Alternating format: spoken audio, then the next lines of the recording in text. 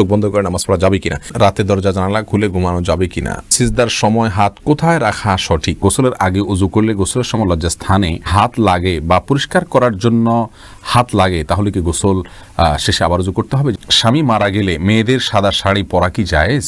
এক মসজিদে টাকা দেওয়ার নিয়ত করে অন্য মসজিদে দেওয়া যাবে কিনা? খাবারের আগে বিসমিল্লাহ বলবো নাকি বিসমিল্লাহির রহমানির রহিম বলবো? রুকু থেকে সোজা হয়ে দাঁড়িয়ে রব্বানা লাকাল হামদ বলবো নাকি রব্বানা ওয়ালাকাল হামদ বলবো? রুকু থেকে সোজা হয়ে কতখানি সময় দেরিতে দাঁড়িয়ে থাকতে হয়? টি শার্ট পরে নামাজ হবে কিনা? তাহলে চলে যাচ্ছি আমরা সরাসরি প্রশ্ন উত্তরে। মঈন খান জানতে চেয়েছেন জাইতুনের তেল পায়ে দেওয়া যাবে কিনা? যাবে, কোনো অসুবিধা নেই, কারেন্সি কোথাও নিষেধ করা হয়নি। যে শিমুল জানতে চেয়েছেন জামা পড়া অবস্থায় পুরুষেরা কি নাভির নিচে প্যান্ট পরতে পারবে কিনা? নাভির নিচে প্যান্ট পরতে পারবে যদি উপরে জামা থাকে, কোনো অসুবিধা নেই। রিমাইন্ডুদ্দিন প্রশ্ন করেছেন রুকু থেকে সোজা হয়ে কতখানি সময় দেরিতে দাঁড়িয়ে থাকতে হয়, দয়া করে জানাবেন। দেখুন, রুকু থেকে সোজা হয়ে আমরা কমপক্ষে একবার তাসবিহ পড়া পরিমাণ সুবহানাল্লাহ বলার সমপরিমাণ আমাদেরকে দাঁড়াতে হবে। স্বাভাবিকভাবে সুবহানাল্লাহ বলতে যত সময় লাগে, দাঁড়িয়ে সোজা হয়ে কমপক্ষে এতটুকু সময় দাঁড়াতে হবে। আমরা অনেকে মনে করি দাঁড়িয়েই চলে যেতে পারবো না, আমি সোজা হয়ে দাঁড়ানোর পরে অন্তত অপেক্ষা করতে হবে সুবহানাল্লাহ বলতে যে পরিমাণ সময় লাগে, কমপক্ষে এতটুকু, এরপরে আপনি সেজদায় যাবেন। মোহাম্মদ, আপনি জানতে চেয়েছেন খাবারের আগে বিসমিল্লাহ বলবো নাকি বিসমিল্লাহির রহমানির রহিম বলবো? ভাই, এ নিয়ে দুই রকমের ব্যাখ্যাই আছে। নবী সাল্লাল্লাহু আলাইহি সাল্লাম সাম্মিল্লাহ এটুকু বলেছেন। এক ব্যক্তি খাবার খাচ্ছিলেন, তাকে বা খাবার খাওয়া প্রসঙ্গে নবী সাল্লাল্লাহু আলাইহি সাল্লাম বলেছেন সাম্মিল্লাহ, মানে আল্লাহর নাম নাও। এখানে সাম্মিল্লাহ আল্লাহর নাম নেওয়া হতে পারে, পুরো বিসমিল্লাহির রহমানির পড়াটাও হতে পারে। এজন্য আপনি বিসমিল্লাহ বলে শুধু যদি খাবার গ্রহণ করেন, তাতেই আপনার সুন্নাহ আদায় হয়ে যাবে। আর যদি বিসমিল্লাহির রহমানির পুরোটাই পড়েন তাহলে আরও ভালো, কোনো অসুবিধা নেই ইনশাআল্লাহ বিইذনিল্লাহ। তবে শুধু বিসমিল্লাহ বললেই আপনার বিসমিল্লাহ পাঠ করে খাবারের যে বিষয়টি সেটি আদায় হয়ে যাবে ইনশাআল্লাহ। শহীদ আলম শারমিন জানতে চাইছেন আমরা কি নাপাক পানি থেকে তৈরি, এটা কি সত্য? আমরা যে পানি থেকে তৈরি হয়েছে সেই পানিকে আল্লাহ তাআলা খুবই তুচ্ছ পানি বলেছেন, সেটা নাপাক কিনা এটা নিয়ে ওলামাদের মধ্যে মত পার্থক্য রয়েছে। ইমাম আহমদ ইবনে হাম্বল রাহিমাহুল্লাহ এবং তার অনুসারীদের মতে এটা নাপাক না পাক। তারা বলেন যে নবীদেরকে সৃষ্টি করেছেন আল্লাহ, নাপাক কেন হতে পারে? তো আসলে কোনো উপাদান পরিবর্তিত হয়ে গেলে সেটা তো আর তার মূল বিধানটা থাকে না। যাই হোক, এটাকে আমাদের উলামায়ে কেরাম বা আবু হানিফা রাহিমাহুল্লাহ সহ অনেকে নাপাক বলেন।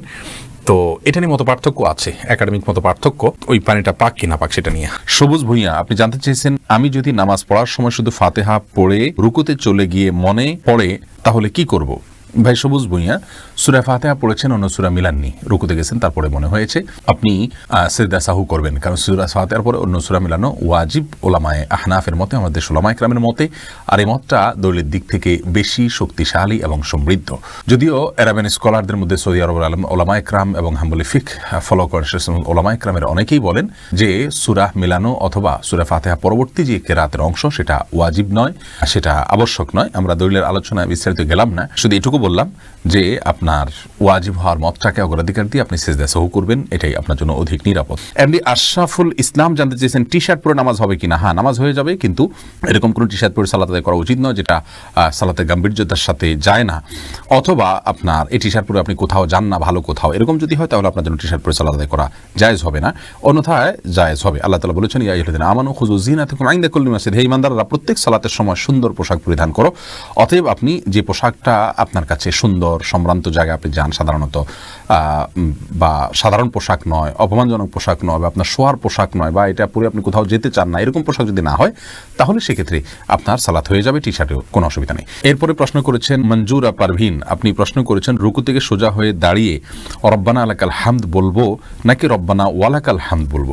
দুইটাই বিশুদ্ধ হাদিস দ্বারা প্রমাণিত, বরং কোনো কোনো বর্ণায় আল্লাহুম্মা রব্বানা লাকাল হামদ, আল্লাহুম্মা রব্বানা ওয়ালাকাল হামদ এরকমও আছে, যার কারণে আপনি যে কোনোটা পড়েন তাতে আপনার সালাত আদায় হয়ে যাবে, সুন্নাহ আদায় হয়ে যাবে, যেহেতু সবগুলোই হাদিস দ্বারা প্রমাণিত। আর কাসরাতুল মাবানি তাদুল্লু আলা কাসরাতিল মাআনি, এই মূলনীতির আলোকে আপনি রব্বানা ওয়ালাকাল হামদ যদি পড়েন অথবা আল্লাহুম্মা রব্বানা ওয়ালাকাল হামদ যদি পড়েন তাহলে সেটা বেশি ভালো। এরপরে প্রশ্ন করেছেন তাহমিনা আখন্দ, এক মসজিদে টাকা দেওয়ার নিয়ত করে অন্য মসজিদে দেওয়া যাবে কিনা? যাবে, যদি অন্য মসজিদে এর চেয়ে বেশি প্রয়োজন মনে হয় তাহলে নিয়ত পরিবর্তন করা যায়, অসুবিধা নেই। নিউ কাটার এআইডি থেকে প্রশ্ন করা হচ্ছে স্বামী মারা গেলে মেয়েদের সাদা শাড়ি পরা কি জায়েজ? মেয়েদের স্বামী মারা গেলে সাদা শাড়ি আর কালো শাড়ি এরকম কোনো কিছু পরার ক্ষেত্রে ইসলাম শরিয়াত কোনো নির্দেশনা দেয় না।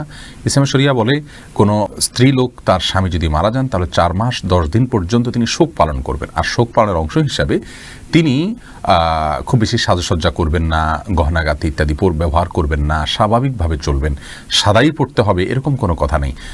সচরাচর তিনি বেড়াতে গেলে বা কোনো অনুষ্ঠানে গেলে, কোনো মেহমান অতিথি আসলে তখন যে পোশাকগুলো পরেন এরকম কোনো পোশাক পরবেন না। বাস এটাই হলো সবচেয়ে গুরুত্বপূর্ণ বিষয়।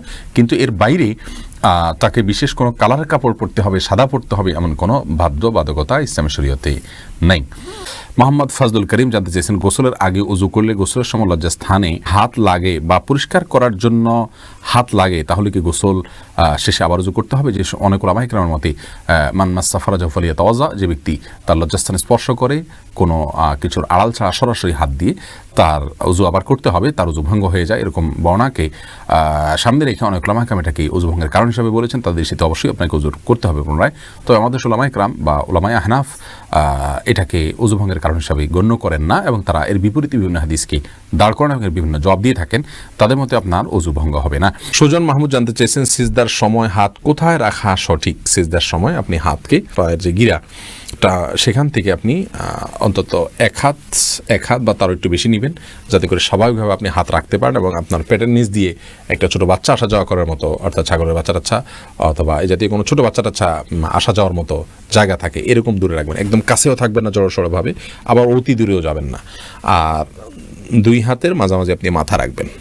তুলি আপনি প্রশ্ন করেছেন, রাতে দরজা জানালা খুলে ঘুমানো যাবে কিনা? সরাসরি কোরআন হাদিসে নিষেধ আছে বলে আমার জানা নেই। তবে হ্যাঁ, দরজা বন্ধ করে ঘুমানো নিষেধ, দরজা বন্ধ করতে বলা আছে। মহিউদ্দিন কাম মন্ডল জানতে চেয়েছেন, চোখ বন্ধ করে নামাজ পড়া যাবে কিনা?